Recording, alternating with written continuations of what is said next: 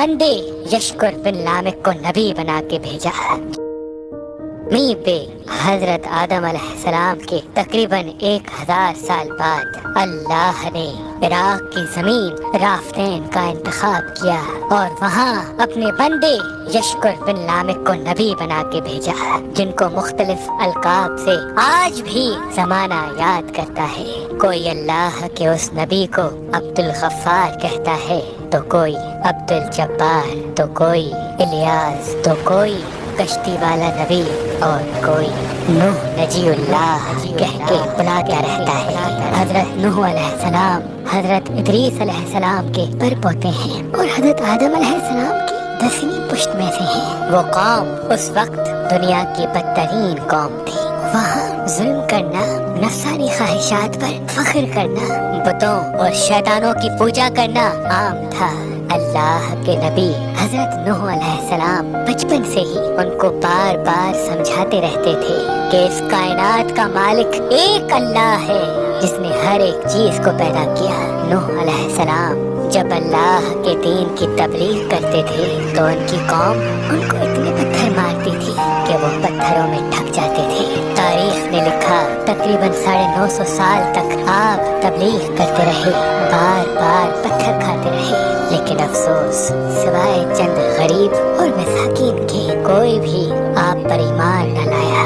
आप अपनी उम्मत के लिए इतना रोए, इतना गिरिया किया कि आपका नाम ही नूह पड़ गया। बस इतने में अल्लाह अपने नबी पर वही करता है कि ऐ नूह, अब ये तेरी कौम हिदायत नहीं पाएगी।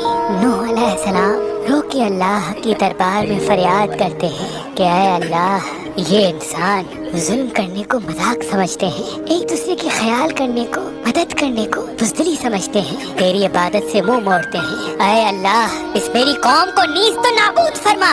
जैसे ही नूह अलैहिस्सलाम ने ये बद्दुआ की तो अल्लाह ने पैगाम भिजवाया, ऐ नूह, एक कश्ती तैयार कर, अन करीब तेरी ये जालिम कौम नीज़ तो नाबूद हो जाएगी।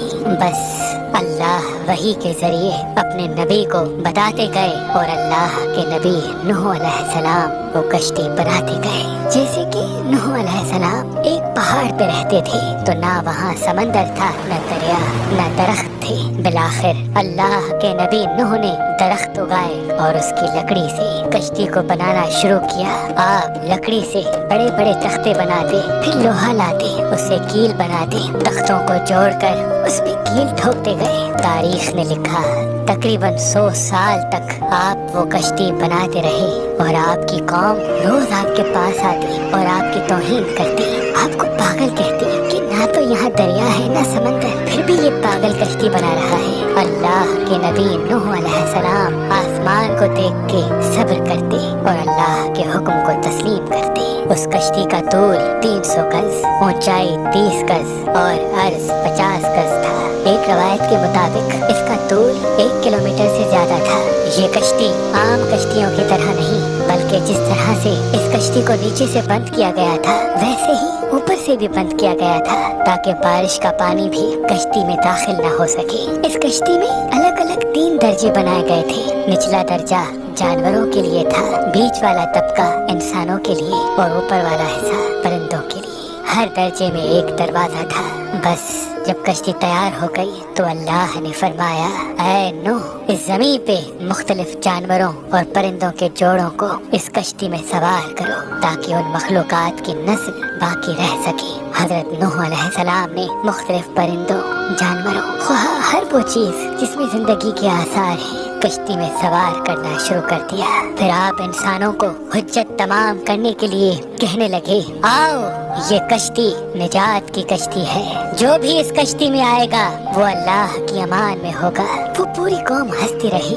तारीख ने लिखा आपके साथ थोड़े से ही लोग थे जिनकी तादाद 5 किताबों में 80 बताई गई है, जिनमें आपके 3 फर्जंद हाम, साम, याफिज और उनकी बीवियां भी मौजूद थीं। अल्लाह ने अपने नबी नूह से कहा कि अनकरीब तंदूर से पानी उबलेगा और पूरी कौम को डुबा देगा। इस बात को सुन के कौम नूह हंस ही रही थी कि इतनी देर में तंदूर से पानी उबलने लगा। लोग उस पानी को देखने के लिए दूर दूर से आते हंसते, लेकिन कुछ ही देर में उनकी हंसी खामोश होने लगी, क्योंकि वो पानी इतना बढ़ता गया कि उनके तमाम घर डूब गए और ऊपर से बारिश भी बरस रही थी। वो काफिर ये समझ रहे थे कि ये तूफान कुछ देर का है, तो यूं वो ऊंचे ऊंचे पहाड़ की तरफ जाने लगे। उन काफिरों में अल्लाह के नबी नूह अलैहिस्सलाम के बेटे किनान भी शामिल थे।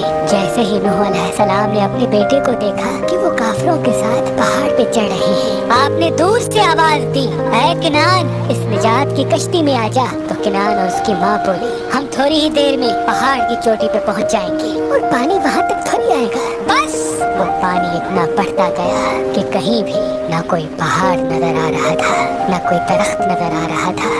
बस वो ही बचे जो अल्लाह के नबी नूह अलैहिस्सलाम की कश्ती में सवार थे। उस वक्त पानी जमीन से 10,000 गज बुलंद था।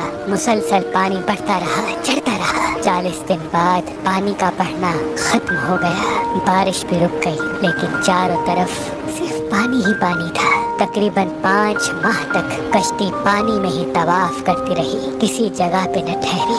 बिलाखिर दरियाए दजला की मशरकी सिमत में एक पहाड़ी जिसको कोहे अरारात कहते हैं, उसकी एक चोटी का नाम जूदी है। इस चोटी की ऊंचाई तकरीबन 13,000 फीट साहिल समंदर है। कश्ती नूह उस चोटी को लग के ठहर गई। ये तारीख 10 मुहर्रम और जुम्मे का दिन था। बस अल्लाह के नबी नूह अलैहिस्सलाम ने कबूतर को भेजा कि देख जमीन पर पानी खुश्क हो रहा है या नहीं। कबूतर गया और जैतून की टहनी उठा लाया। अल्लाह के नबी नूह अलैहिस्सलाम ने अल्लाह का शुक्र किया और यूं रफ्ता रफ्ता पानी कम होता गया। आप और आपकी जमात तकरीबन 5 माह तक जूदी पहाड़ पर ठहरे। आपने तमाम परिंदों जानवरों को आजाद किया। उस पहाड़ी पे अल्लाह का शुक्र करते रहे, जिक्र करते रहे, दुनिया को फिर से आबाद करने की सोच में मगन रहे। तारीख ने लिखा, आपके एक बेटे साम जिससे अरबी नस्ल चली, दूसरे बेटे हाम जिनसे सूडानी नस्ल चली और याफ्त जिनसे तुर्की नस्ल चली, और यूं आप और आपकी औलाद ने दुनिया को फिर से आबाद करने का फैसला कर लिया। तकरीबन तूफान के 60 साल बाद अल्लाह के नबी नूह अलैहिस्सलाम इस फानी जहान से दारुल बका की तरफ कूच कर गए।